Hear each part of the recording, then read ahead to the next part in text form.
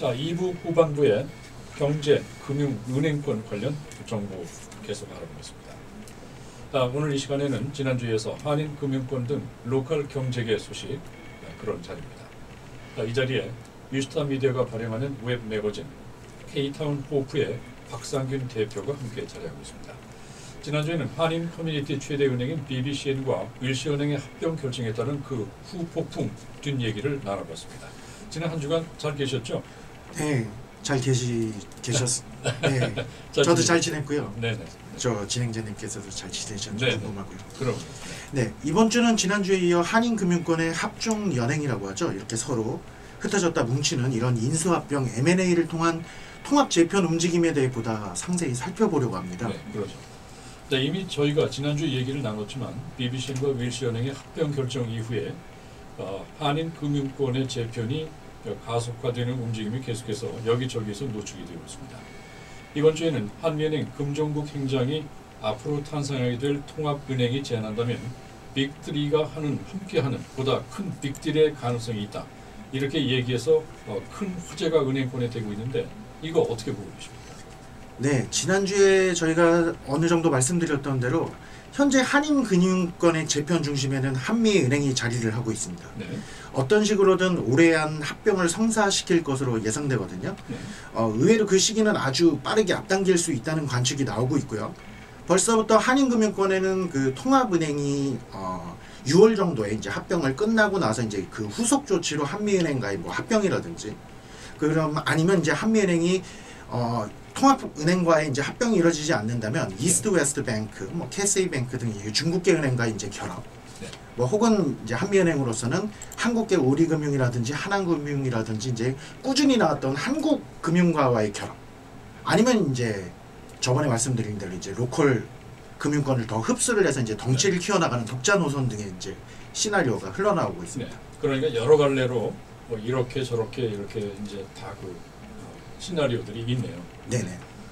자, 한미의 발빠른 합병 움직임이 진척되리라는 관측을 계속 우리 박상균 기자가 언급하시는데 왜 그렇게 보시고 계십니까?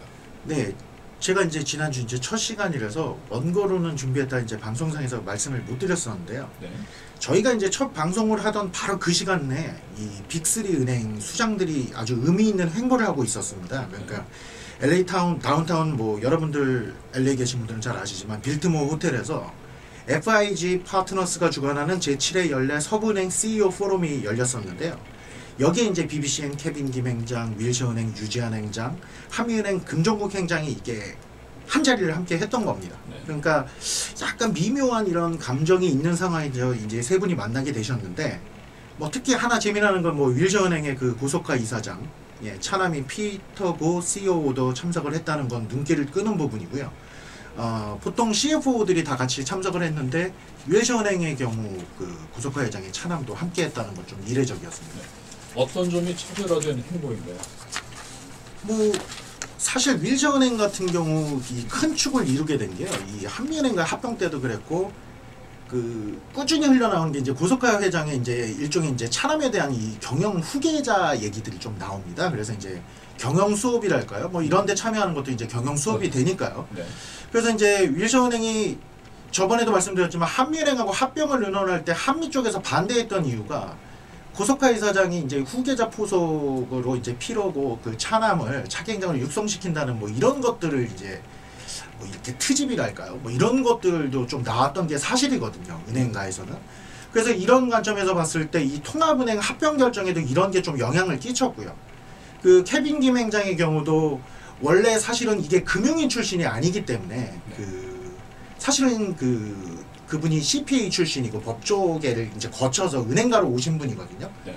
그러다 보니까 이제 금융권의 경력을 쌓기 위해서 그 BBCN의 이 노련한 재력가들이 사실은 케빈 김 행장을 영입하는 과정에서 민수봉이라는 되게 노련한 금융인을 영입해서 이렇게 잠깐 거쳐가는 단계를 거쳤거든요. 네. 그러니까 이 케빈 김 행장이 조금 끌어주고 뭐 윌시은행 고속화 이사장으로서는 아들까지 좀 이렇게 꾸준히 이어지는 이런 포석을 하는 게 좀 이렇게 맞아 떨어질 수 있지 않았을까라는 관측이 좀 있습니다, 사실. 네, 그렇군요. 장기적으로 보면은 후계 체제 구축이 이제 말로만 나오고 있는데 현실화될 날도 곧 있을 것이다 이런 예견이고요.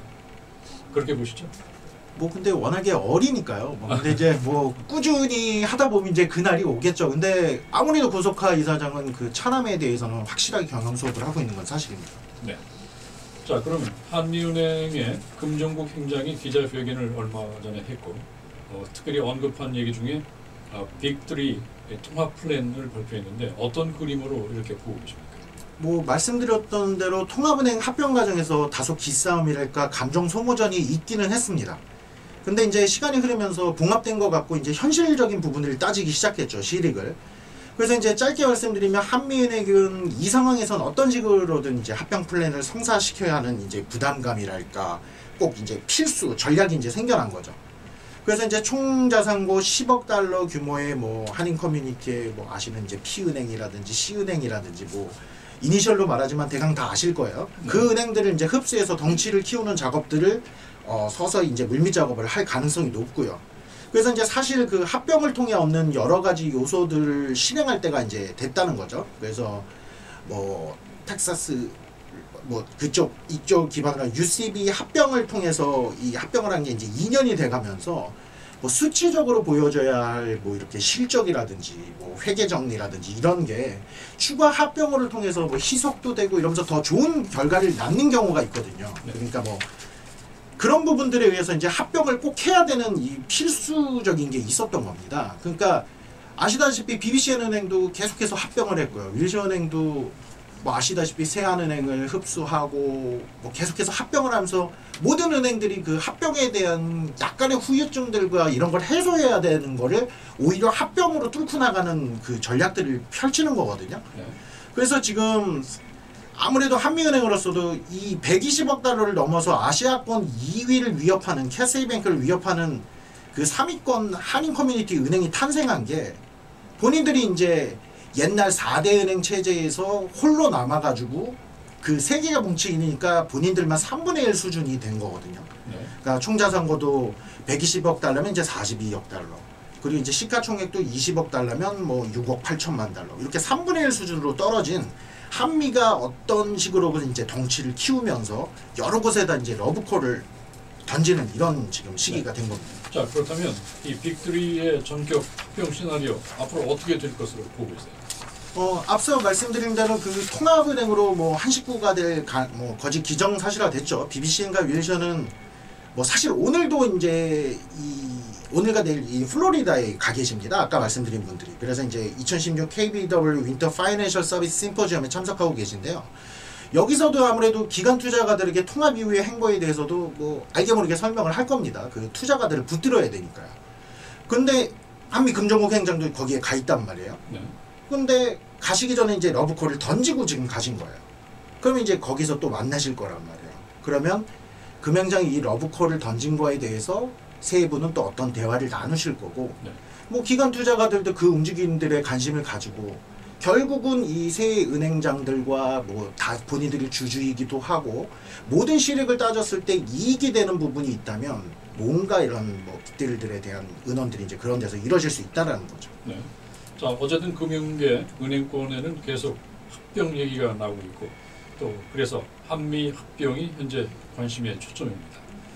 한미의 행보 앞으로 어떻게 전개될 것으로 또 생각을 하고 계세요? 뭐 간단히 말해서 한미 금정국 행장이 기자 뭐 신년이죠. 뭐 설날 대구소 나가서 신년은 아니지만 뭐 신년 기자회견을 통해서 강력히 내놓은 카드는 BBCN과 윌셔가 합쳐지는 통합은행이 제안한다면 단서를 달았습니다.